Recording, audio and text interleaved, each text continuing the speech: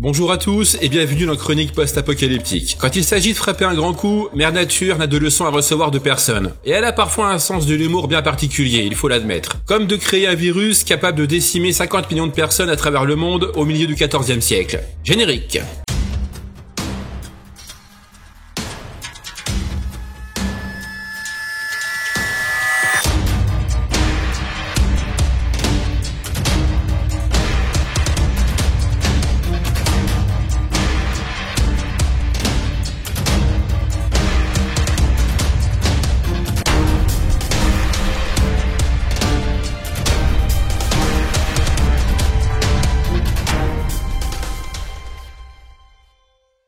La peste bubonique, également connue sous le nom de peste noire, est décrite comme l'une des épidémies les plus meurtrières de l'histoire. À l'origine de cette joyeuseté, une attaque par les Mongols qui assiègent les Génois à Cafar en 1345. Mais pas de bol, la peste a déjà infecté les troupes assaillantes. Que faire alors? Eh bien tout bêtement, catapulter les malades par-dessus les défenses dans le but de contaminer l'ennemi. Ce fut ainsi la première guerre bactériologique de l'histoire. Ah, le plaisir d'offrir.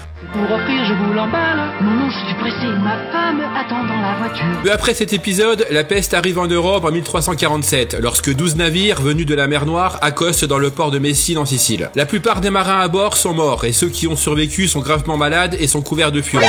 Peu de temps après avoir frappé Messine, la peste se propage au port de Marseille et de Tunis, puis atteint Rome et Florence. Au milieu de l'année 1348, elle atteint Paris, Bordeaux, Lyon et Londres. À cette époque, le développement rapide de l'épidémie ne semble pas avoir de cause rationnelle. Personne ne sait exactement comment la peste se transmet d'un patient à un autre, ni comment la prévenir ou la traiter. Les médecins s'appuient alors sur des techniques rudimentaires et peu fiables, comme les saignées et des pratiques superstitieuses, parmi lesquelles l'inhalation d'herbes aromatiques et des bains de vinaigre. La plupart des gens en bonne santé font tout ce qu'ils peuvent pour éviter d'être en contact avec les malades. Les médecins refusent de les ausculter, les prêtres ne leur administrent pas les derniers sacrements et les commerçants ferment boutique. Démunis face à ce fléau, les Européens commencent à penser que la peste noire s'apparente à une sorte de châtiment divin, et imaginent que la seule façon d'y mettre un terme est de gagner le pardon de Dieu. Entre 1348 et 1349, des milliers d'hérétiques, parmi lesquels figurent principalement des juifs, sont sauvagement massacrés dans ce but. Des processions de flagellants s'organisent également et parcourent les villes européennes. Pendant plus d'un mois, ces derniers font pénitence et défilent dans les rues en se frappant 3 fois par jour à l'aide de lanières de cuir cloutées sous les yeux des citadins, avant de se rendre dans la ville suivante et d'y répéter l'opération jusqu'à ce que le pape en place à ce moment-là calme le jeu en leur disant clairement qu'il faisait de la merde. La peste, de son petit nom Yersinia pestis, est une bactérie qui se transmet le plus souvent des rongeurs à l'homme par les puces, mais également entre hommes par voie respiratoire. Les symptômes comprennent une forte fièvre, des membres endoloris et des vomissements de sang. Le plus caractéristique est un gonflement des ganglions lymphatiques. Ces glandes se trouvent dans le cou, les aisselles et l'aine. Elle aura ravagé presque la moitié de la population européenne de 1348 à 1352 et reviendra ensuite régulièrement jusqu'à la fin du Moyen-Âge, mais dans des crises moins violentes et plus localisées. La peste est ensuite partie comme elle est venue. Enfin, pas exactement. Lorsque ces abrutis ont enfin compris qu'il ne s'agissait pas d'une punition divine, que ça ne servait à rien d'inhaler des herbes, de brûler les hérétiques et les lépreux, ou encore de massacrer des juifs non sans les avoir torturés au préalable, ces gens donc ont enfin compris que de mettre en place des zones de quarantaine pour les bateaux, de se tenir éloignés des rongeurs et des carcasses d'animaux morts, et surtout de faire un gros effort sur l'hygiène et l'assainissement des rues, était beaucoup plus efficace que leur remède à base de poudre de perlimpinpin. Donc ce que vous proposez comme d'habitude, c'est de la poudre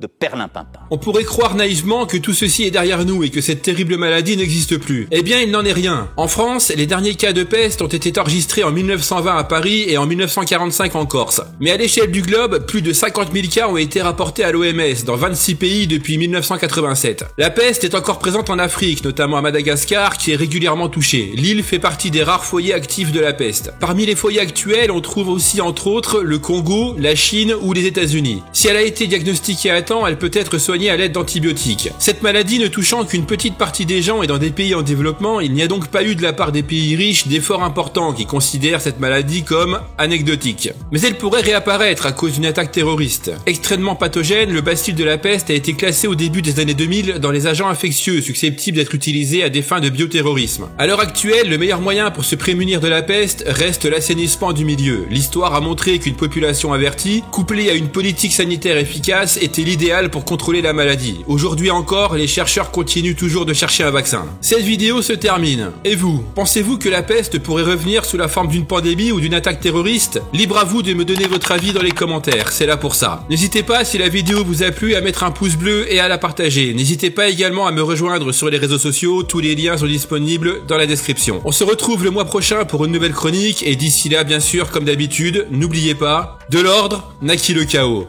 Du chaos jaillit la renaissance. Ciao!